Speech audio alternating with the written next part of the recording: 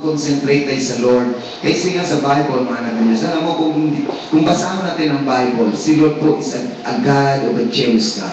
No? Gapangamon si Lord. Kaya gusto niya, pag Sunday, ang adlaw nga para sa iya, para na sa iya. No? Kalimutan mo din ang asawa mo, ang bana mo, trabaho, negosyo, kalimutan natin. At ayan, mag-concentrate po tayo sa Diyos. Hindi ba manak ng Lord? No? Kasi kung guys, naaagaw ang attention natin kaya hindi natin makuha ang mensahe ng Lord. No? At ako naniniwala, kahit anong klaseng problema, kahit anong bigat ng problema, ang Diyos po lagi may paraan.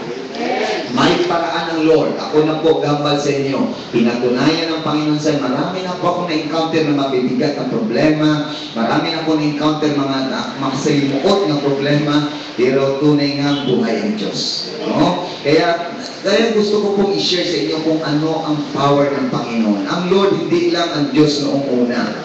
Hindi lang ang Diyos may power noong una. Hanggang ngayon po may power ang Panginoon. At patutunayan po ng Diyos sa atin. Kaya na yun, ang gusto lang na Lord ipalapot sa atin sa sinaga, no, na kailangan tayong mga anak ng Diyos magkaroon ng faith sa ating Panginoon. Magkaroon ng tunay na pananampalataya po sa Diyos. Yun ang kulang natin eh. Pag once na po yung faith na yan, sisiguraduhin ko sa iyo mga anak ng Diyos na talagang magiging kabuluhanan ang pagsunod mo sa Diyos. Pag buhay ang faith mo at ma-demonstrate mo ang faith mo sa Lord, sisiguraduhin ko sa inyo, mapapakilos po natin ang ating Panginoon. Amen ba mga anak ng Diyos? Kaya ang title na ito, ginatiguluhan sa atin ni Stand Firm in the faith. Araw pa ba tama ng Diyos? Ang pamangkot, ano ang klaseng faith na ara ngayon sa inyo? No, alam ko lang ang tao may faith sa Diyos. Kaya lang, hanggang doon na lang, no, na may pumipigil. At parang sometimes nagiging monotomous na lang yung faith natin sa Lord. Sabihin natin, naniniwala ko sa Diyos. Parang gano'n na lang, parang walang kabuhay-buhay. Dapat pag sinabing faith, talaga ang faith natin kumikilos. No, talagang ang faith, kailangan natin makastand firm ang faith natin sa Diyos. Bakit gusto ng Lord yung faith mo nakatayo talaga? No, kaya sa agang ini, alam ko maraming faith mga anak ng Diyos, bagsak na. Maraming faith hanggang ang faith na naniniwala na lang sa Diyos. Pero sa agang ini, kung talagang i-absorb na natin ang salita ng Diyos, may uuwi tayo lahat ng faith natin nakatayo talaga. Amen ba mga anak ng Diyos? Okay, palakpakan natin si Lord. Hallelujah! Okay, sinabi sa Bible mga anak sa next slide, mga anak ng Diyos. Sinabi ko, why we need to stand firm in our faith? Number one, because when Jesus return, He will search for your faith. Yan ang unang-una na kailangan nakatayo talaga ang faith mo. Kasi sa pagbabalik ng Panginoon, lahat tayo hahanapan ng Lord. Tingnan ng Lord yung faith mo, nakatayo ba o nakabagsak? Amen ba mga ng Diyos? At yun ang unang hanapin ng Lord sa atin. Hindi yung mukha mo, hindi yung laman ng bulsa mo, hindi kung anong naabot mo. Kailangan nakatayo talagang faith natin. Ano magsabi ng Bible? Sa next slide. Sa Luke chapter 18 verse 8, pero kung mag-narasapan ko nga, ang tao ni Lord, no? Pero kung magbalik na ako na anak sa tao, diri sa kalibutan, may makita ayan ako na mga tao na oo. Ibig sabihin ng Lord, no, sa pagbabalik ng Lord, ginapagitaan niya ang mga tao na magnanagatuo. Ang pamangkot, anong klaseng pagtuo ang aral sa iyo? Ang malaman kung ginasin niya managatuo ka lang, nagapati ka na lang ng Diyos. No, gano'n na lang ang klaseng pagtuo mo, wala yung workout. Walang fire. Maraming Christian, maraming may faith, pero wala ng fire. Tingnan mo ito paano kung may fire. Walang fire tayo. Sa mukha ka, makita mo, walang fire. Yung nagkamanak ng Diyos. Kasi kung may fire... Sakto lang gini eh. Sakto lang gini eh. Hindi ka tao lang. Alam mo, ang faith mo, pag may isol ka eh. Isol man. May isol ka dito kasi likod. Likod? Tika may gamay. Hindi man, basta iyan na lang, isol na lang, hasta ka matsakto na okay na. Hindi binamig ka ng kanila. Kailangan ng lahat na may nakasal ang faith mo sa ating Panginoon, dapat makadila ang mata. Tingnan mo yung mata, mas tawag mo kung nakahuloy yung kadila. Hindi ka mo, maliban sa kuya. No? Wala tayong magawa. No? But ang pinaka-importante mga anak ng Diyos, no, sa araw na ito, mga nakatayo talaga, nakastand firm ang faith natin sa ating Panginoon. Bakit? Kaya kailangan nakastand firm. Sinabi lang ng Bible, mga anak ng sa pagbabalik ng Lord, hahanapin ng Lord sa atin. And search our faith kung nakastand firm. At ang tanong, what kind of faith na ngayon sa atin? Anong sabi ng Bible? What kind of faith? Next slide. The question is, what kind of faith that God wants us really in return? Anong faith na yan? Next slide. Sa James chapter 2 verse 18, I will show my faith by my deeds. Ang nakastand firm na faith, may gawa o may action. Dapat yung makita sa atin as a Christian, yung faith natin may action. Marami ng Christian, wala ng action. Hindi ba mga ng Diyos? Nandun na lang, parang ano bang action na yan? Kasama, example, pag sinabing action, kasama pong gawa yan. Dapat may ginagawa tayo sa ating Panginoon. Yan pong action. At alam po, inaksyonan natin, kaya nakaabot na din. No, kung walang action, ang mga bakante mabuhan, hindi nila inaksyonan, kaya nandun ang bakante ngayon. Pero yung nakaupo ngayon lahat yan, lumapit tayo lahat sa ating Panginoon, alam po, inaksyonan natin. Sa piyak, sa mga difficulties, hardships sa buhay natin, nandun pa rin, inuna mo pa rin ang Lord. Alam po, inaksyon natin. Kaya naka 1 point ka kay Lord. No, palakpakan natin si Lord. Hallelujah! Ibig sabihin, may action. Yun ang faith na gusto ng Lord sa pagbabalik ng Lord. Sa second coming ng ating Panginoon, kailangan may action ang mga anak niya. Kailangan na ipakita natin na talagang sumusunod tayo sa ating Panginoon. Kasi pag wala na pong action, nako, yun po, hindi tayo makakasama sa pagbabalik ng Lord. Amen ba mga anak ng Diyos? Kaya ipapakita natin talaga, no? Na sumusunod tayo sa Panginoon sa pamagitan ng gawa. Ano yung action na sinasabi ng Lord din mga anak ng Diyos? Ibig sabihin ng action, kung anong pinapagawa ng Lord, ginagawa natin. Ang pamangkot, ginagawa ba natin, in-actionan ba natin yung inuutos ng Panginoon? What kind of commandments na kailangan natin sundin o dapat natin gawin? Ang number 1 na commandments ng Lord, that you must love your neighbor as yourself. That is the first or second commandments na dapat natin gawin, that you must to love your neighbor. Sometimes our neighbor will love because we love us. Ngayon ang gusto natin mahalin, yung mahalan natin, yung mabal ko natin, yung nagatulong lang sa pag-birthday, yung may spaghetti. Yan ang mahalan natin. Yung nagatulong sa masamang balita, hindi natin pwedeng mahalin yun. Na mayroon tayong may na tayo, kaagad na, hindi na natin, wala na kaagad aksyon.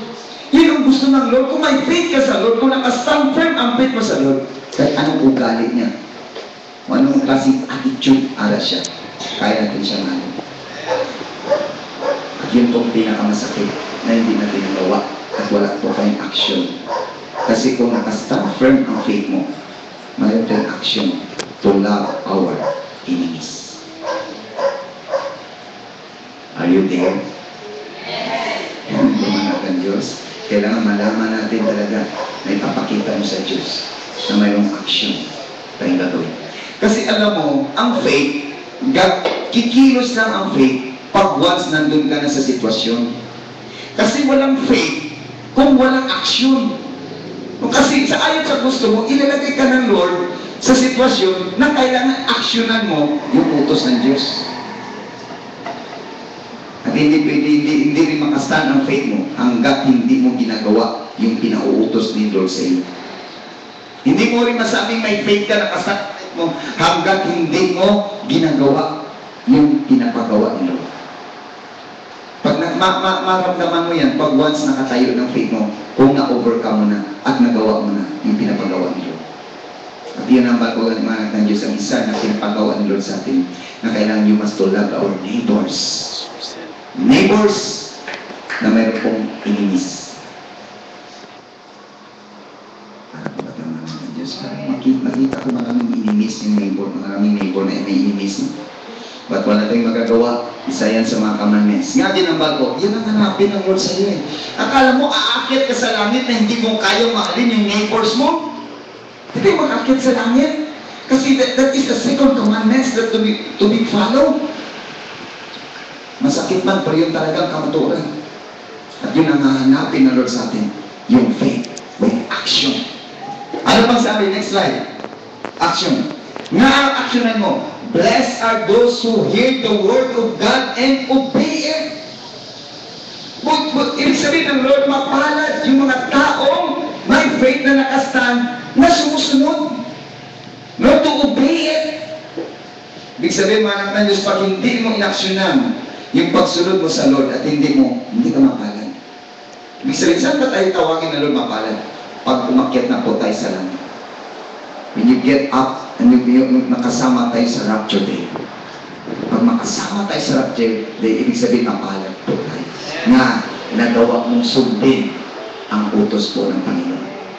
Nagawa mong sundin kahit masakit. Kahit minsan madudurog ang puso mo. Yung heart mo na talagang akala mo ma-broken mga anak ng Diyos. Pero natin magawa. Pinapapagawa talaga ng Diyos. At hindi tayo excited, lahat tayo kasama dun. Kasama tayo na kailangan i-develop natin na sundin o mahalin yung mga neighbors natin.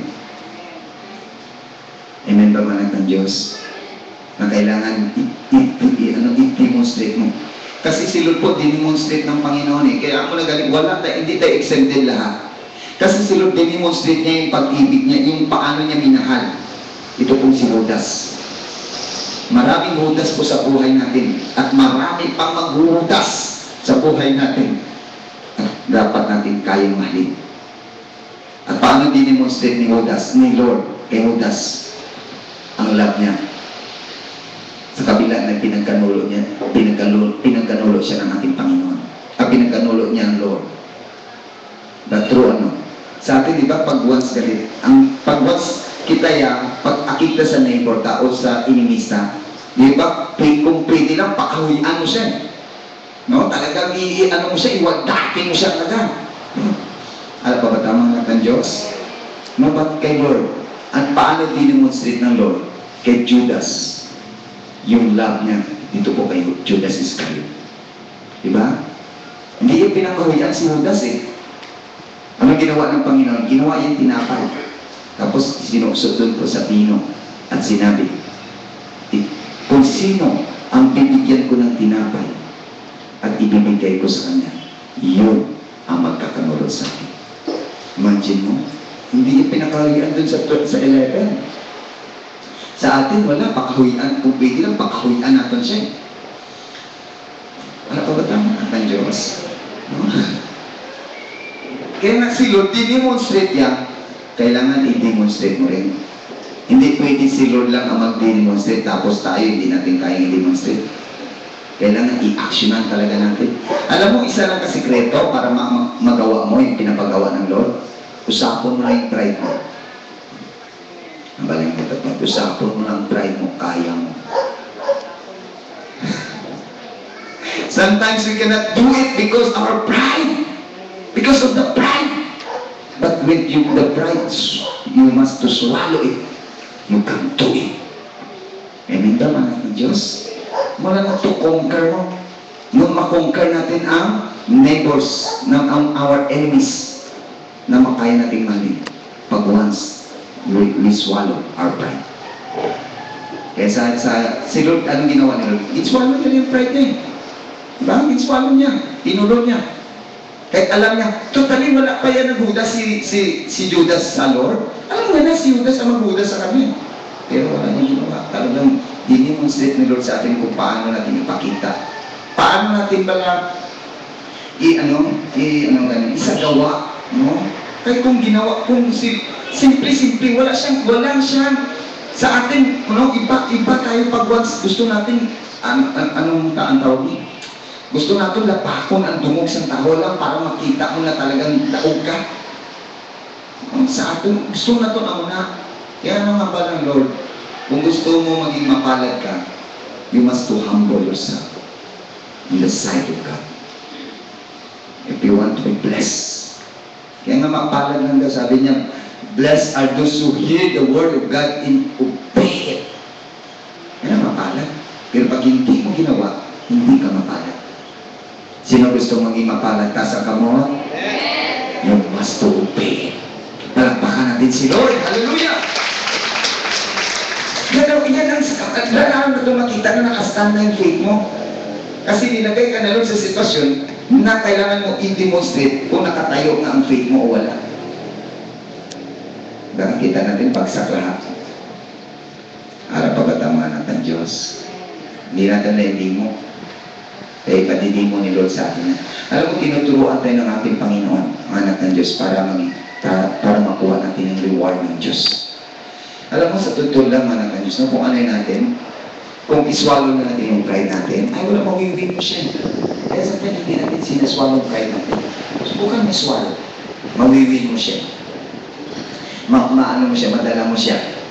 Makuha mo ang attention niya pag once sinswallow na yung pride. Okay na magsabi ng Lord, mga anak ng Diyos. Next slide. All we need to stand firm to our faith. It is our connection to the Lord. Kaya makakayo talaga yung faith natin kasi yan ang connection natin sa ating Panginoon eh. No? Pag sinabi connection, ang faith natin, yun pala ang magkoconnect. Parang sa panahon natin, siguro parang naka-wifi. Pag once, may faith parang may wifi ka Lord, naka-connect. Yan sinabi na next slide. You know, faith is like a wifi. It is impossible. No? But it has been the power to connect to you what you need. Mula sa galing faith, pag wala kang faith, wala kang connection sa Lord. Eh, you must to have a wifi. And ano yung wifi? That is your faith. Para makakonect po tayo sa Lord. Kaya nga tanangin, ang cellphone mayroon ng wifi free. May wifi na yun. Kasi pag ang cellphone mo analog pa, hindi ka makakonect. Kaya maraming Christian, yung faith analog pa. Yung faith, tindot pa, hindi pa slide, hindi pa keypad pa. Maraming Christian yung keypad. Bakit ano yung keypad? Pag hindi mo pinduton, hindi pa aangat yung hindi pa gagana. Maraming Christian yung ganun. Dapat pala, mga anak ng Diyos, lahat tayo naka-wifi na. Ibig sabihin, touchscreen na lahat. No? Touchscreen na, hindi na pinduton pa. Maraming Christian pinduton pa eh. Pagpukul, sis, mali yan. Hindi, dapat gawin mo yan. Kaya minsan, ganun pang gusto sa Christian. Wala na, pananakitip na ngayon. Pag ipindot ang cellphone mo, subang widget ka na. Amen ba anak ng Diyos? Kaya may mga pindot ng cellphone, widget ka na. Pindot yung faith. Amen ba anak ng Diyos? Dapat ngayon, anak ng Diyos, hindi tayo papayag na wala po tayong connection. Kaya sa may mga Android, no, na nakaset na may mga cellphone, please, may wifi na din. Itigil niyo muna ang wifi nyo. I-connect mo natin kay Lord yung wifi na faith mo sa Diyos. Yan yung kamanak ng Diyos, itigil natin muna yan. Ipakita pa na natin kay Lord na pag nag-ari na ta kay Lord lang talagang attention ta. Hindi tayo ipapayag na maagaw yung attention natin pagdating po sa salita na po ng ating Panginoon. Ibig sabihin, kailangan natin wifi. Ang wifi, ibig sabihin yung faith. Amen ba mga anak? Ang faith mga anak ng Diyos. Next slide. Sa Hebrews chapter 11 verse 6, but without faith, it is impossible to please Him. Ibig sabihin yung faith mo, yun ngayon ang magkoconnect sa Lord. Yun ang wifi natin sa Lord. Kung hanggat yung faith mo hindi nakatayo, bagsak yung faith mo, wala kang koneksyon. At maraming walang koneksyon, anak ng Diyos. Na walang koneksyon means walang sagot ang Lord, di ba? Ang wifi, ibig sabihin anak ng Diyos, pag may koneksyon ka, malayo ka man, malapit ka man, pag once may wifi ka, makakonect kayo, makapag-usap kayo, makapag-chat kayo, makatalk kayo, face to face. Pag once may wifi ka. At amunin nga sa ating Panginoon, sa relasyon natin, in spiritual aspect, ganun din po mangyayari sa atin. Pag meron tayong faith sa ating Panginoon, para ka naka-wifi, naka-connect ka lagi sa Lord. Amen ba, anak ng Diyos? Kaya tayo, pati pag nagtataka ka, nung iba niya, bakit ganun, parang nakita natin kumikilos ang Lord sa buhay niya. Pag nakita natin, ang iba talaga, very strong ang faith nila. Na ang lagi nakakonect sa Lord eh.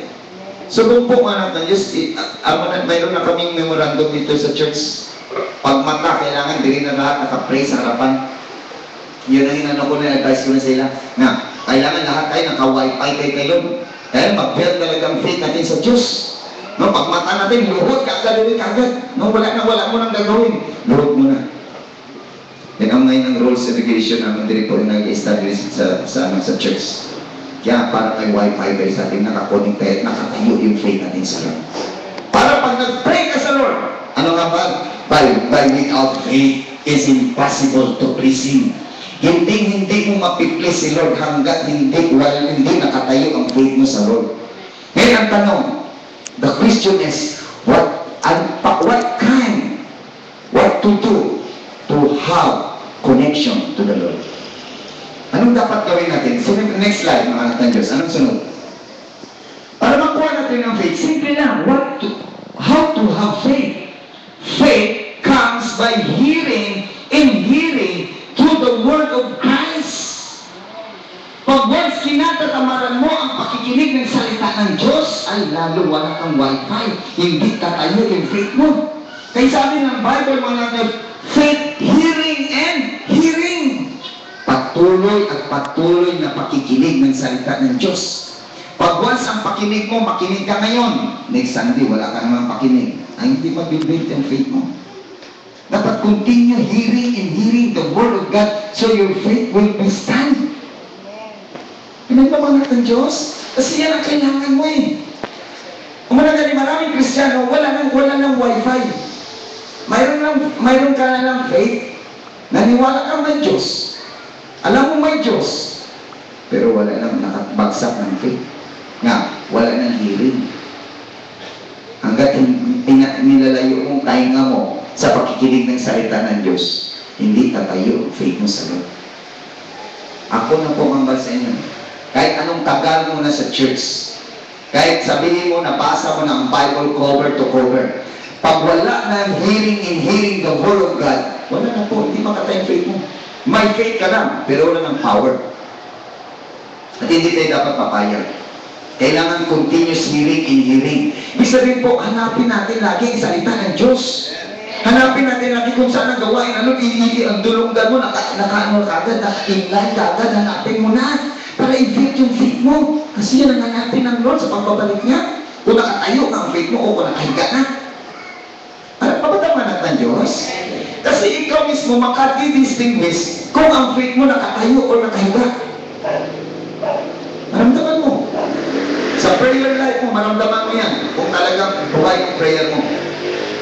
Mararamdaman mo kung sa pagbabasa mo ng Bible, parang tinatamad ka. Ibig sabihin, bagsak na yung faith mo.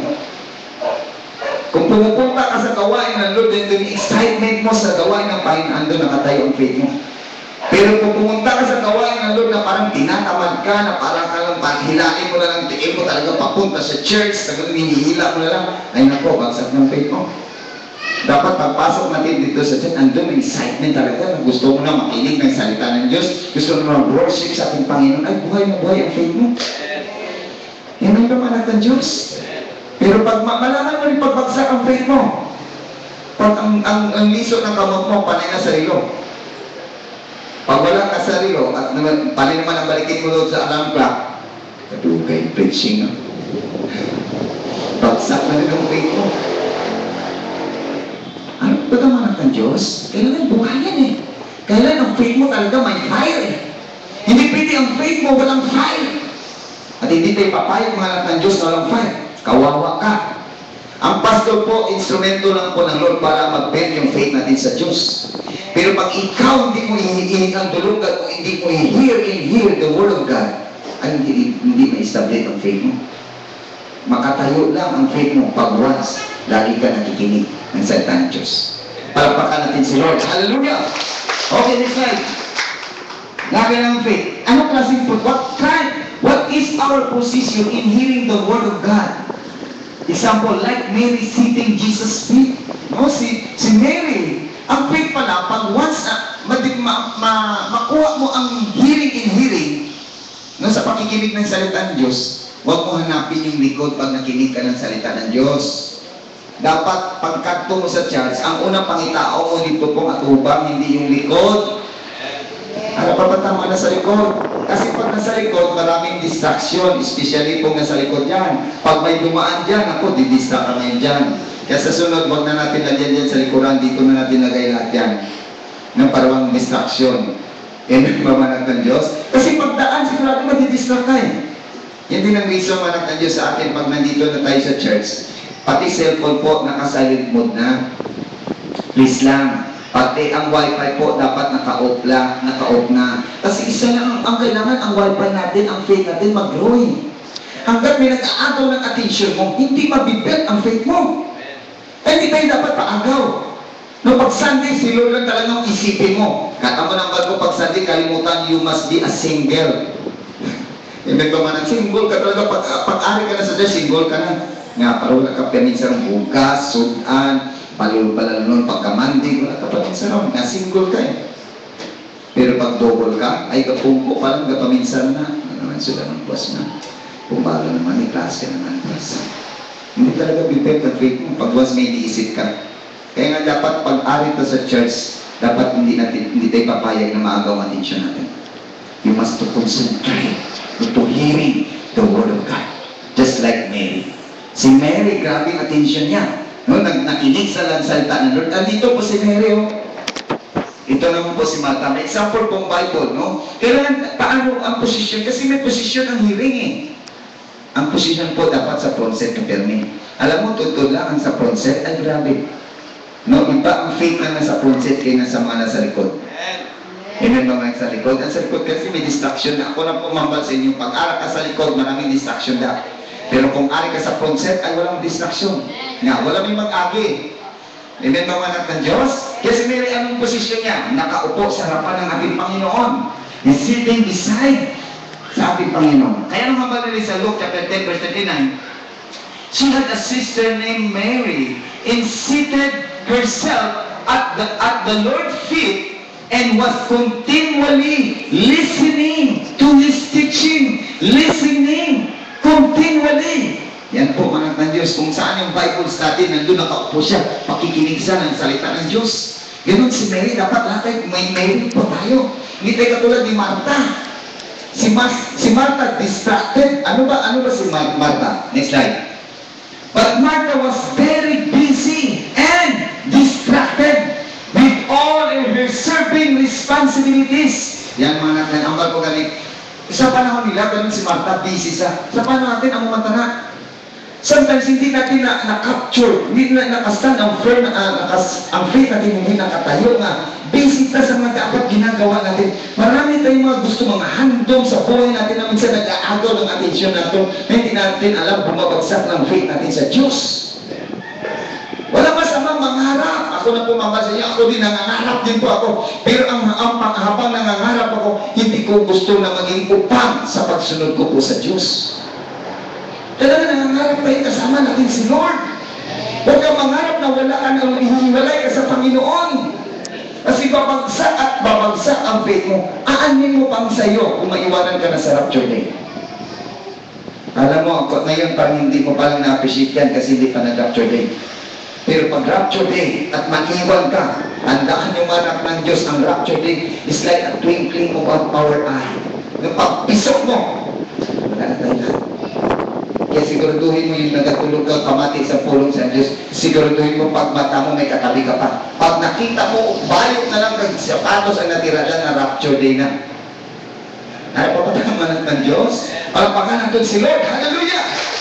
Kaya kailangan malag ng Diyos, hindi tayo magiging Martha. Dapat katulad tayong Mary. Distracted sa responsibilities. Marami tayong mga responsibilities na minsan nag-agaw sa atensyon natin sa Diyos. Marami tayong gusto mga responsibilities sa asawa, sa anak, sa trabaho, sa negosyo. At yun ang nag-agaw sa atensyon natin. At yun ang dahilan bumabagsak ang faith natin sa Diyos. Ako na po mamahal sa inyo. Pag nakapokus na pumata natin sa Word, mawala yung atensyon natin sa ating Panginoon. Nga ginabal mo, Pastor. Sinabi na po ng Bible. Anong mabal niya? Kung saan yung kayamanan mo, nandun din ang puso mo. Kasi siguraduhin ko aagaw yung attention mo pag once nandun yung mga nakapokus tayo dun sa word. Tandaan natin ang word, mga anak ng Diyos. Ang word, ang Bible na po, si Jesus Christ na po nagsabi, anong hambal ni Lord? Heaven and earth shall pass away. Heaven and earth. Kaya, kita, nakalimutan natin yung pangako ng Lord na one day, yan po, lahat ay mawawala. Lahat yan mawawasak. Sinabi na, pinaandaman natin ng Lord para hindi lang tayo makapokus ng tada. Mamal ko ganun, walang masama mangarap po. Siguraduhin mo habang nangangarap ka, kasama mo ang Diyos. Para hindi maagaw ang atensyon mo. Alam mo, pag once nangangarap ka, kasama mo si Lord, ma-enjoy yung pangarap mo, na maabot mo, ma-enjoy mo. Pero pag once pinaagaw mo ang atensyon mo at wala naagaw na lahat, kasi wala ka ng atensyon sa Lord, hindi mo ma-enjoy. Maabot mo yung dreams mo, maabot mo yung pangarap mo, siguraduhin ko sa'yo, hindi mo ma-enjoy. Hindi mo ma-enjoy. Nga tinambal ko, in-experience na ng King Solomon eh. Aral na lahat sa kanya, ano nga ba na? Everything is meaningless. Anong aral sa kanya? Wala na po tayo masabi si lahat po na kay King Solomon na. Bahay, mansion, garden, prutas, lahat nandun na kay King Solomon. Pero dumating ang punto sa buhay niya na sinabi niya, everything is meaningless. Nga meaningless na. Wala ako ng attention niya sa Word. Wala na po siya totally sa Lord. Nung una, arap pa siya. Kasi doon pa yung blessing, kunti pa lang. Nung binuhos ng Lord ang blessing sa kanya, kinalimutan niya si Lord eh. Nakalimutan niya. Kaya mag-ingat po sa blessing. Amen ba mga anak ng Diyos? Kasi ang blessing, yung mag-aagaw ng faith natin po sa Diyos. Dapat ang blessing. Maroon tayong mawak ang blessing, mga anak ng Diyos, kasi si Lord, siya rin ang bibigay, siya rin bumabawin eh. Tandaan niyo, anak ng Diyos, aagawin ng Lord lahat na paglabaw na po sa puso natin. Kasi ang Diyos po natin is a jealous God. Tandaan natin, alam mo, mahirap sila mag-agaw. Kaya marami na mga experiences yan. Ang Bible, even sa panahon natin, pina-experience ni Lord, para may testimony, na parang wala mag-aagaw ng attention natin, maliban po sa Diyos. Yan ang hambal ng Lord, mga anak. Anong hambal ni Martha na destructive siya? He approached him and said, Lord, it is not no concern to you that my sister has left me to do and serving alone. Tell her to help me and do her part. But the Lord replied to her, Martha, Martha, you are worried and bothered and anxious about so many things. Malagaling sa ito, pag naagaw na yung attention mo, mawala ng salita ng Diyos sa puso mo. Mawala, mabagsak ng faith mo. Yan ang sabi ng Lord, mga anak ng Diyos kay Martha. But only one thing, and necessary for Mary has chosen the good part that which is to hear, advantage which not be taken away. Hindi naman ba nilod kay Martha, yung pinagsisikapan mo, ay lahat yan mawawala. Pero yung kay Mary, ang una niya ang pakikinig ng salita niya, si hearing the word of God, hindi yan maagaw sa kanya. Amen ba man ng Diyos? Kaya nang dapat, kailangan, pag once lagi tayo nakikinig ng salita ng Diyos, sisigurad mabibuild ang faith mo sa ating Panginoon. Pero pag nadidistract ka sa mga bagay sa kalibutan, sigurad yung babagsak ang faith mo. Amen ba man ng Diyos? Palapakan natin si Lord. Hallelujah!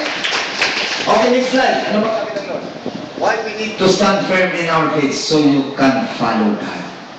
Saka na, hanggat hindi nakatayo, hindi mo isa sa mga reason na kailangan itayo na stand firm ang faith natin sa Lord para masunod mo si Lord eh. Kasi pag yung faith mo, hindi mo build up ang faith mo, hindi mo masusunod si Lord. Hindi mo kayang sundin si Lord. You cannot follow God hanggat hindi mo i-build ang faith mo. Kaya kailangan natin i-build ang faith natin eh. Kaya si Abraham nasunod yan si Lord nga, na i-build yung faith niya sa Lord. Kaya sabi ng Bible sa next slide, ano nga ba niyo Lord? Sa Genesis chapter 12 verse 1, when God command, and now the Lord said to Abraham, go out from your country, your relatives, and your father's household to the land that I will show you. Nung sinabi ng Lord, kailangan i-build natin ang faith natin para masunod mo si pag hindi mo binibuild ang faith mo sa Lord, hindi mo kayang sundin si Lord. Hindi mo kaya. Aatras ka, magda-doubt ka, at andun na talagang magdidismaya ka pag once si Lord po magambal sa mo na pag hinambal niya sundin mo. Example lang, ang sabi ng Lord, love your enemies. Bakit hindi natin kayang mahalin yung enemies natin? Hindi mo pa binibuild ang faith mo eh. Pero pag binibuild mo ng faith mo sa Lord, kaya mo mahalin. Kaya. Ano pa ba tama, anak ng Diyos? Hindi mo kaya ngayon kasi hindi mo pa binibuild. Pero pag binibuild mo na yan, ay kaya mo sumunod sa Lord. Si Abraham, anak ko, sinabi ng Lord kay Abraham, na sinabi niya, "Kadto sa lugar na gusto ko." Nakita niya na ba lugar? Hindi pa nakita eh. Pero sumunod siya. Nga, nakabuild ang faith niya sa Lord. Nakatayo ang faith niya. Kaya mong sumunod sa Lord. Kaya natin sundin ang Panginoon. Kaya natin sundin mag-attend ng Sunday school. May mga maraming mga ng Diyos. Totally dapat. Kaya naging create natin ang Sunday school eh. Para mag-develop yung faith natin. Iba yung turo sa Sunday school, iba ang turo sa Sunday service. Sa Sunday school, more na tinatudlo ang doctrine sa church. Talagang gina-isa-isa na siya. Kaya nga, paano mag-build ang faith mo pag hindi ka umatin ng Sunday school? Hindi pa build ang faith mo. Kung gusto mo mag-grow ang faith mo, atin ka Sunday school. Atin ka. I-encourage ko po lahat ng mga members sa church na this next Sunday, kailangan lahat tayo ng Sunday school. Dala tayo ang dala kayo notebook at ballpen. Kasi kailangan may maganda eh. Para ma-develop ang faith natin sa Diyos. Hindi lang may faith ka, walang fight. Kaya maraming faith ang mga Kristiyano, wala ng fight. Kaya naman ang faith natin may fight. Hindi pa man ang Diyos, parang buhay na buhay. Pati ang relasyon mo kayo, buhay. Pag once ni-claim mo, ni-alis mo yung bulungan mo sa pakikinig ng salita ng Diyos, hindi mabigat ang faith mo. Kailangan may hearing talaga. Kaya na ang Sunday, alam mo ang ginapangay ni Lord sa atin, ang mga balya, anong God, 6 days you shall labor and do all your works. Anong na nakadlaw, ginapag na ni Lord sa atin, yung 1 day na yan, ibigay na natin sa Diyos. Yung 1 day na yan, na apin tayo 8:30 sa Sunday school, pagkatapos Sunday school, 9 o'clock Sunday service, hindi naman masama. Na 9 o'clock, 8:30, 9:30, 10:30, 11. 4 hours lang tayo mag-exist sa Lord, magbibigay ng oras para sa ating Panginoon. Samantalang ang giningi ng Diyos sa atin, 1 day, 24 hours ka dapat ibigay mo yun sa Diyos. Kasi anong kaadlaw binigay na ni Lord sa atin, hindi niya pinakaliman ang anong kaadlaw para sa pamilya mo, sa trabaho mo, sa negosyo mo, pero isa kaadlaw, ihatagin na natin yan sa Lord. Eh, Pastor, di ba Sunday yun? Bakit may GPS pa? Bakit may watch and pray pa? Sabi mo, 1 day lang yung pangayo ni Lord. 1 day nga, pila pa ka-oras sa kadlaw? Ha? Di ba 24? O 24, ngayon nag-Sunday service ka. Pila ka-oras kinalag na ito. Kung nag-abot ka ng 8 o'clock, matapos na alas 11, pila ka-oras kinatag mo kay Lord?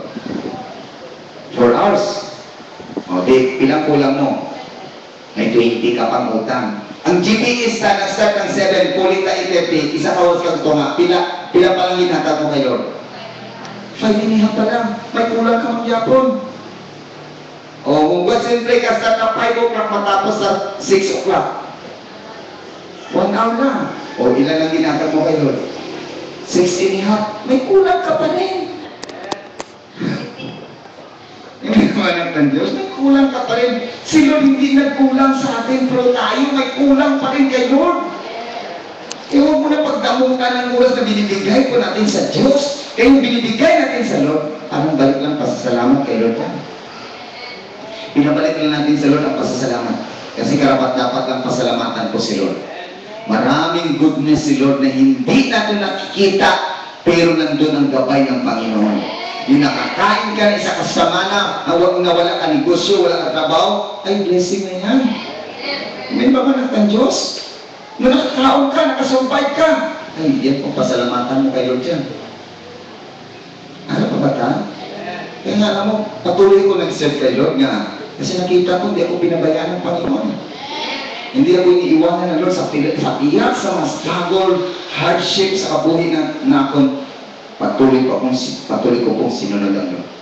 Kaya na si Abraham nga, ipinag ko ng faith ko eh. Ginanong ko na talaga, hindi na panimuhaan ko na i-build ng faith ko para pagdating ng utos ng Lord, masusunod ko. Pagkamumanta na gusto na Lord, i-build natin faith natin sa Lord para masunod mo si Lord. Kaya si Abraham nasunod niya ang ating Panginoon nga. I-build niya eh. Abraham, tukoy-tukoy mo na yun. Well, alam mo, abi mo, sa pakabulan agad si Abraham naglakad. Wala, pagkaaga. Paghambal Lord, sunod na yun. Hindi na mambal ng asawa ni si Sarah. Hindi na mambal ko ni Sarah. Abraham, ano ni palanta? Namin kay ano ni pamilya ta? Ang problema, dumapapalapitan ta? Palakton magwa kaya? Nasunod tayo kay Lord? Wala din ko reklamo si Sarah. Nung sinabi ni Abraham, Sarah, pinapagawa na tayo ni Lord. Ang katato sa gusto niya nga lugar. Bit-bit ng dahil sa ginpa na utos mo na si Sarah kagibit at nag-upod kay Abraham na nag-build ang faith nilang dalawa. Kaya talaga, mag-asawa, talagang dapat tuturang talaga. No? Ang faith ng mag-asawa talaga naka-build din.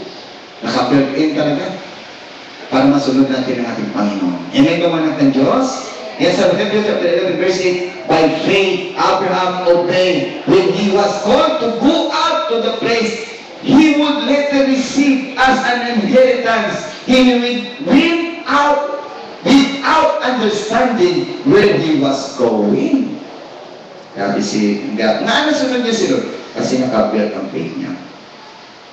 Amen ba man natin? Panimuan natin na-build ang faith natin. Kaya mo sundin si Lord. Kaya mo. Hindi lang, and sometimes sabi niya, si pastor yan, kasi pastor siya sa church. Hindi, pwede ako lang. Kasi sa totoo lang, kung basahan natin ng Ecclesiastes chapter 12, kita tanan ay may obligasyon po sa Diyos. All men, we must obey the commandments of God. All men. Ibig sabihin, pag sinabing men, hindi na po lalaki yan. Lahat po ng tao, may responsibilidad na sundon po si Lord. Hindi ko sinabi, all pastors must follow God's commandments. Wala sinabi ng Bible. Sinabi ng Bible, all men must be follow God's commandments. Bukod sinong lahat po tayo dapat susunod kung ano ang commandments ng ating Panginoon. Amen ba man ng Diyos? Palakpakan si Lord. Hallelujah! Okay, next slide. Isa pa ito man ng Diyos na gusto para maano natin, makatayo ka. Isa sa reason nga ng Diyos, hindi natakot tayo mag-move on, takot tayo nag-iisa, matakot tayo sa bagay na inaalaw ni Lord. Kasi gusto natin nasa comfort zone, nasa comfort na. No, si Abraham hindi siya takot. Kung tayo, alam mo si Rene, you will never reach a new level while being comfortable. But sometimes natakot tayo kung ara ka sa comfort ka, nasa comfort zone ka. Pero subukan mo umalis ka doon sa comfort zone at makikita mo ibang level na naman ilalagay ni Lord sa inyo. Sometimes takot sa problema. Hanggang nandyan na yung problema na yan at hindi mo haharapin yung problema na yan, hindi pwede up ang faith mo sa Lord. Talagang harapin mo talagang problema. Hindi pwede takasan yung problema. Hindi pwede a-address ka sa problema. You must to fight. No? Yun ang gusto na, you must to fight your problem. You must to stand up your problem. Hindi mo naman ng Diyos, hindi mo pwede talikuran. Kasi hanggat tinatalikuran mo, lalo kang susundan. Para pagkatama anak ng Diyos, kaya hindi mo pwedeng takasan ang problema hanggat hindi mo na-overcome. Kailangan ma-overcome mo na para mag-level up yung faith mo sa Diyos. Okay, ano pang sinabi ng Lord? Next slide. Let your faith be bigger than your fear. Kaya nga kailangan tataas talaga ang faith natin para lahat na kinatatakutan natin, hindi na tayo natatakot. Pero hanggat yung fear mo mataas kaysa faith, ay wala talagang mangyayari. Kailangan mataas talaga ang faith kaysa fear. Amen ba man ng Diyos? Pag mataas to, kayang-kaya ang faith. Alam pa ba ita? Kaya i-pay mo. Alam mo sa Bible, you must to work out your own salvation. You must to work out your own faith. Paano? You must to hear and hear the Word of God. You must to listen and listen the Word of God. So your faith will be developed. And your faith will be strong. Amen ka man ng Diyos. Okay, next slide. Ano bang sabi ng Lord? Move out your comfort zone. Si Abraham, hanggat hindi ka maglalapas sa comfort zone, hanggat takot ka doon na lalapas sa comfort zone, hindi mag-level up ang faith natin sa Diyos. You must move on. Amen ba man ng Diyos? Yung mag-put sa move on, kahit anong problema, harapin mo. Harapin mo lang. Huwag ka matakot kasi hindi mag-level up ang faith mo eh. Kailangan ma-overcome mo na yung fear na yan. Kasi you can only grow if you're willing to feel awkward and uncomfortable when you try something new. Na ano nyo, yung sayings? Sayings lang na. Pero di ba nakaka-inspire? Na di ba, pag hindi mo hirap pala ng problema, hindi mo mag-level up eh. Hanggat gusto, parang inaano mo, binibigay mo yung sarili mo at hindi mo kayang harapin, eh, dyan ka lang. Kasi ka lang. Hindi din nabibuild yung faith mo. Kailangan talaga, may talaga na harapin mo talaga eh. Na nag-iisa na wala kang kasama. Amen naman ng Diyos. Okay, next slide. Ano pa? What are the things that our faith becomes nothing? Ano pa mga butangan naging faith, ang faith natin naging natin? Next slide. Ano sabi ng Bible? Number 1, when there is no love in our heart. Isa sa mga rason ng Diyos, kaya tayo hindi natin nasusunod ang Panginoon pag once ang heart natin wala na pong love po sa Diyos. Pag hindi natin love ang ating Panginoon, may laman ng mga puso. Ano totally, sa nakita ko, as an experience din, pag may laman na pala, iba ng tibok ng puso mo, hindi mo na kayang mahalin ang minamahal mo. Parang kayo aminin ng iba. Diba sa experience ninyo, natin? Diba? Bakit nagtatang ka nag-last time na sa isahaw? Kasi may iba nang tinitipo ang puso. Ganon din po tayo sa Lord. Kaya minsan nag-last time na tayo kay Lord nga, iba nang tibok ng puso natin. Sa una si Lord ang tibok ng puso natin. Ngayon, iba nang tibok ng puso natin. Kaya sabi ng sa spiritually, ang muna siya. Kaya siling po sa Bible, mga ng Diyos. Siling po. Next slide. Revelation chapter 2 verse 3 to 4 sa Ilonggo version, alam ko rin matyaga ka at Tagalog at nagtiis na maraming hirap alang-alang sa akin. At nakita naman ni Lord niya ang mga sitwasyon tayo sa kabila ng problema, sunod pa rin kay Lord. Kaya ang problema sa hirap at ng mga na-experience na natin, anong nagula? Alang-alang sa akin at hindi ka na sumuko. Subalit, may isang bagay na ayaw ko sa iyo. Sige na Lord, nakita niya sa akin. Iniwan mo na ang pag-ibig mo noong una. Diba? Nung first love mo si Lord? Diba pag first love? Lahat tayo naka-experience ng first love. Amen naman ng Diyos. Pag sinabing first love, no? Alam ko yan. Na-experience natin tanan na. Nung first love, hindi mo kayang pigilan yan. Tatakas at tatakas yan. Kasi gusto makita yung first love. Ayaw naman aminin ng mga anak ng Diyos. Nandun na naman, nakakas na naman. No, di ba experience natin na talagang hindi kayang pigilan ang first love. Pero kayang kontrolin ang first love. Kasi pag once hindi mo rin pigilin ang first love, maraming first love na nagkaroon ng tawag na luka di amor. Kaya kung gusto mo hindi ka maluka di amor, kontrolin mo ang first love mo. Kontrolin mo ang love mo. Di balik ang first love ka kay Lord, walang ganyan. Pero pag mag-first love ka sa tao, mayroong ganyan. Amen ba manak ng Diyos? Kaya dapat natin pakita natin, pag wag na wala ka hindi mo na kaya manin si Lord. Kaya nakita ni Lord, ang unang love mo, next slide. Sa English version. Revelation chapter 2 verse 14, nevertheless, I have this against you. Ito nakita ni Lord, that you have left your first love. Dapat pag sinabing first love, yung love mo kay Lord talaga, nandun yung umaapoy. Yung parang hindi mo kaya pigilan, na parang gusto mo oras, araw, minuto, makita mo yung first love mo. Ngayon, di ba pag mahal mo, talagang oras gusto mo sa makita. Bawat minuto, bawat kaka-istorya nyo lang, dugay-dugay, balikan naman. Nandumduman ko, namasal ko sa gabi, pagkaaga pa, ako naman ko sa balay sa miga ko. Yun ang love. Gusto ko siya makita lagi. Ganun din kay Lord. Dapat ganun tayo dapat kay Lord. Na gusto mo, Sunday na naman. Gusto mo, GPS na naman. Gusto mo, watch and pray na naman. Pag ang piling mo, iba na. Siyempre naman. Aga pa naman daan makanan. Ano na ng first love? Kalayo daan ka. Kapudlay ka naman aga mata. Pag mamasay, kapudlay daan niya. Pag ang gagabura ng baba mo, ay sigurado wala ng first love kayo. Wala ng excitement, wala ng first love. Bagsak ng faith mo. Dapat talaga yung faith mo talaga, nandun kasama yung first love. Para bawat galaw mo talagang na-enjoy mo ang pagsiserve mo kayo. Amen ba mga hindi talaga. Di ba, hindi naman, kita ka ng experience, dapat gano'n ang love. Talaga, excited ka. Ngunit sa iba, ang love, pati baso makita mo siya eh. Ha? Tapos gapang ispiyo may date ka mo, gapang ispiyo ka pa sa. Well, ikaw pala na isa, pero imagine mo talaga, dalawa kayo. Tapos may nakita ang gaupag, gala ka, parang isip mo ang dalawa. Ganun ang first love. Dapat ganun din po tayo kay Lord.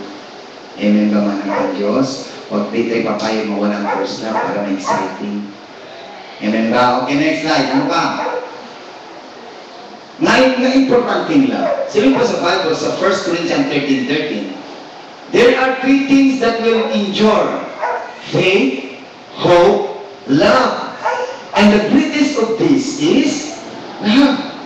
Love, parang hindi kailangan mawala ang love eh. Kasi itong greatest, itong importante. Importante ang faith, importante ang hope, pero ang love, ito mas importante.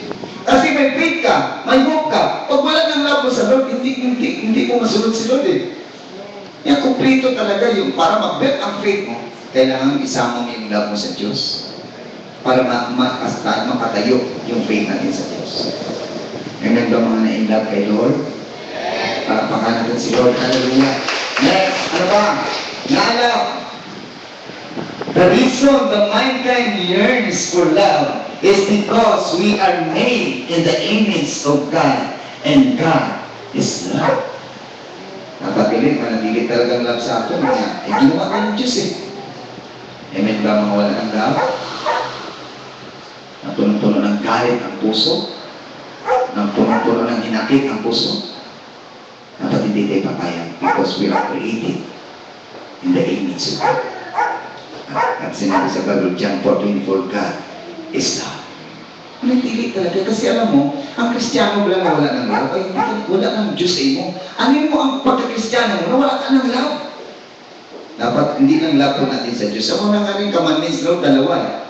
Love the Lord your God and love your neighbor. Ang muna, kahit anong gawin mo, mahalin mo ang Diyos, love mo ang Diyos, pero neighbor mo, hindi mo nagawa, ay bagsak pa rin tayo. Hindi mo pa rin masunod si Lord. Hindi mo pa rin mahal si Lord. Pag ang Diyos lang ang mahal mo at ang neighbor mo, hindi mo kaya mahalin. Eh, pastor, paano ko siya? Mayroon sinaktan niya ko, pastor. Mayroon siyang utang sa akin. Mayroon siyang sinaktan niya ko, pastor. Wala ka magawa. Kasama yan. Kasama sa buhay yan. Kaya next time, pag pinautang mo, siguraduhin mo hugot ng paha mo. Kasi hindi mo alam kung saan mabayad yan. Yan yung manat ng Diyos. Kaya dapat hugot ng puso mo, isip mo, na kaya mo siyang ngayon sa kabila na ganyan siya. Kasi hindi tinitingnan mo anak ng Diyos kung ano siya. Tinignan mo siya dahil anak siya ng Diyos. Dahil image, ginawa siya ng image ng ating Panginoon. Amen ka anak ng Diyos. Kaya na, alam mo ang mga sikreto na mamahal mo neighbor mo, ang enemies mo? Isipin mo, ginawa siya ng Lord. Isipin mo, kawangi siya ng Panginoon. Sigurado mamahal mo siya. Parang ayaw pa rin ah. Parang mudas talagang tingin mo sa enemies mo. Nakuha yung message ng Lord? Para daw ma-conquer mo, mabatyagan mo na mawala yung galit mo sa iya, hinanakit mo. Isipin mo, image siya ng Lord. Diba pag aking-aking ka, doon pag nakita mo. Image siya talaga ng Lord. Image siya talaga ng Panginoon. Amen ka manak ng Diyos. para tanggal talaga yung hinanakit. Okay, next. Ano pa? How do we stand our faith? Paano natin himuna? Number one, you must to activate your faith. Activate, siyempre, activate natin. Hindi pwede mag-build up ang faith mo kung hindi mo activate. For example, di ba lahat ng lahat ng bagay, kailangan credit card. Pag hindi na-activate ang credit card mo, hindi ka pwede mangutang. Kailangan i-activate mo muna yan para makapangutang ka. Ganon din sa faith natin. Kailangan para mag-build mong faith mo, you must to activate. Paano i-activate ang faith natin kayo? Next slide. Sabi po sa James chapter 4 verse 8, draw near to God, He will draw near to you. Yan ang sekreto para ma-activate eh. Hanggat lumalayo ka sa Lord, hindi ka mag-activate. Kaya maraming mga anak ng nangihina ng mga anak ng Diyos, maraming Kristiyano humihina sa Lord. Dahil hindi ka activate. At hindi ka ma-activate hanggang lumalayo ka sa Diyos. Kaya lapit ka talaga. Pangitaon mo talaga si Lord. Hanapin mo talaga ang church. Hanapin mo talaga ang salita ng Diyos para ma-activate ka. Alam mo, mag-activate sa atin ang salita ng Diyos eh. Yan ang magbibigay apoy sa atin. Hanggang lumalayo ka sa Lord, wala kang activation. Walang apoy ang mangyayari pag lumalayo ka sa church. Amen, gaman ng Diyos. Kaya panimuan natin, you must to activate yourself. Ikaw is ano na ba ng Lord? Draw near to God. Huwag mo natin si Lord magpalapit sa ako. Ang problema, gusto yung church na magpalapit. Kailangan ng pastor talaga magpalapit sa ako para ma-activate ko. Mali ka. Kahit ang pastor pa magpalapit sa mo, kung ayaw mo lumapit sa Diyos, hindi ka ma-activate. Ikaw mismo unang hakbang para ma-activate ka. Kasi si Lord, pag-activate lang sa mo, pag once ikaw mismo nakita ni Lord sa heart mo, na ay, gusto mong sumunod na sa Lord. Alam mo, ang Lord po, hindi tinitingnan ang mukha mo, tinitingnan ng Lord yung puso natin lahat. At yan nakabase lahat sa atin ng ating Panginoon. Kala mo, nakatingin si Lord sa mukha mo, tinitingnan ng Lord yung mukha mo, tinitingnan ng Lord yung puso mo, kung anong laman ang puso mo. Pag nakita ng Lord na gusto mo talagang lumapit kay Lord, saan anong sagot ng Panginoon? And He will draw near to you. Hanggat hindi ka lumalapit sa Lord, hindi ka ma-activate. Kasi mag-activate lang ang Lord pag once lumalapit ka na sa Panginoon. Pilitin mo, lumapit sa Lord. Sikapin mo, lumapit sa Lord. You must work out your own salvation. You must work out your own faith to build your faith. Amen, gamanat ng Diyos. Okay, palapakan natin si Lord. Hallelujah. Next, ano ba? Walk with God. Yan din naman ang kailangan, walk with God kayo.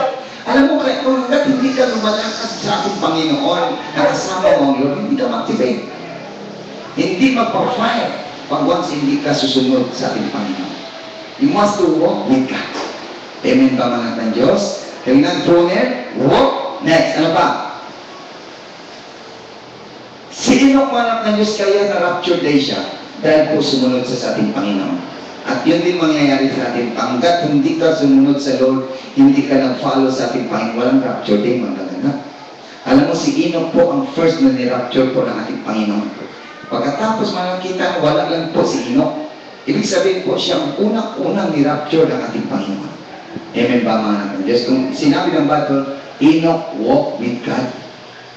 Kaya kailangan sumunod talaga tayo. You must to follow God. Amen ba mga naman? Diyos, next, ano pa? Prayer. Yan po, para ma-activate ka, you must to pray. In order to stand up your problems, you need to fall down and pray.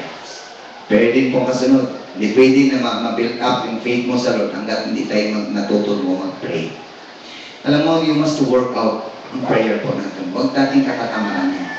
Sa totoo lang, sa una, ka-alarm clock ako. Pag mag-praise ko po, wala nang alarm clock. Talagang ginano na, automatic na talaga kasi may routine mo na eh. Kasi pag routine mo nang ginagawa, si Lord na mismo, bubugtawan ka na mismo ni Lord eh. Pag once di-decide mo mag-pray, ay si Lord na mismo magbugtaw sin at makita mo, activation grabe. Dahil po ang activation po pag once nag-pray na po tayo sa Lord. Kasi hiningi mo talaga sa Diyos eh. Kasi si Lord, pag once ginag-decide mo, tutulungan ka na ng Lord. Kung wala ka lang na sa Diyos ang awa, sa tao ang gawa. Gawin mo para ma-activate ka sa paano ka maging. You must to pray. Pray. Pag Pag mata na itong pray ka agad. Dapat sa balay ninyo, dapat may lugar na talaga pero may mag-pray. Amen ba man? Kagawa ka ng, di ba may mga amot kasi niyo? May mga natapay word of God, lagay ka dyan, parang pinaka-altar mo, tatapin mo yung Lord ka dyan, kagawa ka ng pray. Hindi mo Muslim, no? Sa isang adlaw, limang beses sila mag-pray. Ginasuyaan natin ang Muslim kasi Muslim sila, pero tanawan sila kung gaano sila mag-pray. Pag oras ng prayer, mamulat na sila rin kapay, pag uglad ng kapal, Lord, kagag, worship ka agad, Lord. Hallelujah, siya ang tinatawag, tapos kilala sa atin, si Lord kilala ka, tapos hindi tayo nag-worship. Amen ba anak ng Diyos, tayo po nakakahiya, hindi tayo natutong mag-pray. Samantalang kilala natin ang tunay ng Diyos. Alam pa ba mga Kristiyano, kailangan activation. Activation, kailangan po prayer. Kailangan matuto tayo mag-pray. You must wake up early to pray. So you must to active your faith. Activation in your faith. Palakpakan natin si Lord. Hallelujah. Next one pa pala. Next slide. Dana. Ano pa? Isaiah 7:9. If you do not stand firm in your faith, you will not stand above. Ito pang danger. Pag ayaw mo na talagang tumayo, hindi ka na talagang makakatayo. Eh, hanggat makatayo ka pa, tumayo ka na. Kasi pag hindi mo piniting tatayo, you will not stand above. Yan ang mahirap ng Diyos. Yung alam mo, sa totoo lang as a Christian, huwag nyo na antayin na si Lord na mismo magpatigas ng puso mo. Pag si Lord na magpatigas ng puso mo, hindi mo na maramdaman ang presence ng Lord. Hindi mo na maramdaman ang excitement sa Lord. Pag si Lord na mismo ang nagpatigas sa puso mo. Kaya hanggat ang puso mo malambot pa, hanggat naramdaman mo na kukonsensya ka, hanggat naramdaman mo na gusto mong lumapit sa Lord, lumapit ka na. Kasi pag once hindi mo naging grab ang opportunity na yan, darating ang araw na hindi ka na talaga makatayo. Amen naman ang Diyos, hanggat may panahon, you must to work out your faith. At lumapit tayo sa Panginoon. If you do not stand firm, alam mo si Lord ganun, hindi niya tayo ginagawang robot, hindi niya tayo ginagaw yung natin, yung desire, hindi niya ginagaw sa atin yung natin, yung opinion. Ikaw, hindi na tagaan niya chance, ikaw mismo you must to work out. Nasa imong desisyon. Kung gusto mo, mabuti. Kung hindi, nasa iyo. Ganun ba si Lord eh. At yun ang batas ni Lord na dapat pinapagawa sa atin. Amen pa man. Next, ano pa? Next. Kung gusto mo daw, get close to God first before getting close to any else. God without man is still God. But a man without God is nothing. Yan ang tandaan na ito. Pag si Lord yan, Diyos na saya, kahit hindi tayo lalapit sa Kanya. Pero pag kita yan, mawala na pang Diyos sa atin, kawawa tayo. Ngayon ba ng Lord, apart from me, you can do nothing. You can do nothing. Kasi sometimes, damo mga tao na they are believing to himself, sila na, kaya ko to, may pinag-aralan ako, may pera ako, kaya ko to. Ngayon lang, kaya mo yan. Pero pag inalaw ka na Lord sa sitwasyon, na isipin mo na i-allow ka ng Lord na hindi mo kaya. At siguradong tatawag ka po sa Diyos. Huwag na natin antayin na i-allow ka ng Lord na talagang wala ka na bang ibang lalapitan kundi si Lord na lang. Yan ang tutupay manak ng Diyos sa mundo. Hindi pinag-usapan ang pera. Hindi pinag-usapan kung ano ang nabot mo. Hindi pinag-usapan kung ano ang laki ng yaman mo. Ang pinag-usapan dito na meron kayong Diyos na makakasama habang nabubuhay ka sa mundo. Kasi siguraduhin ko sa iyo na pag nandyan ang ating Panginoon, lahat ma-overcome. Pagkakampi mo ating Panginoon. Ang sarap po na nasa Lord ka. Ang sarap, mai-enjoy niyo po. Kaya as a pastor, gusto ko encourage ko ka muna lumapit kayo sa Lord. Kasi makita niyo yung favor po pag sumunod ka lang sa Lord. Seryosuhan lang na. Hindi lang ba i-take for granted ang dinambal ni Lord sa inyo. Seryosuhan lang. At makikita mo rin seryosuhan ka man ng ating Panginoon. Grabe po ang Lord. Kaya naman po grabe. Grabe po si Lord. Pag once nakita yung desire mo, talagang na-overcome mo yung pinapagawa ng Panginoon, ay makikita mo, na-enjoy yung pagiging Kristiyano mo. Kasi nangako naman si Lord hindi ko kayo bigyan ng buhay na kahirap-hirap, kundi buhay na kasiyasiya. Dapat ka sa Kristiyano, masaya tayo. I-enjoy tayo dapat, pero nga hindi natin na-enjoy ang pagiging Kristiyano ta. Hindi pa nabibuild ang faith natin. Kaya lang, pag na-build mo ng faith mo, sisiguraduhin ko sa inyo, ma-enjoy mo ng buhay mo sa Kristiyano. Dapat lang, amen ba manak ng Diyos, hambalangin ko, tupad, dapat lang, ma-enjoy ko. Kaya para ma-enjoy, you must to build up your faith. Para ma-build up, you must to activate your faith. In what way? Through prayer and walk with God and draw near to God. Amen ba manak ng Diyos? May palakpakan natin si Lord. Hallelujah. Okay, dito na naman natin. Alam ko, tinuruan tayo ng ating Panginoon para mag-build ang faith natin sa Lord at alam ko tayo po ang mabili vision. Hindi sila. Kung hindi nila i-activate, bahala sila. Basta tayo, ako, tayo lahat, kailangan i-activate natin ang faith natin sa ating Panginoon. Okay, bago tayo siguro magtapos, mag-pray muna tayo si Lord. Gawin natin si Lord.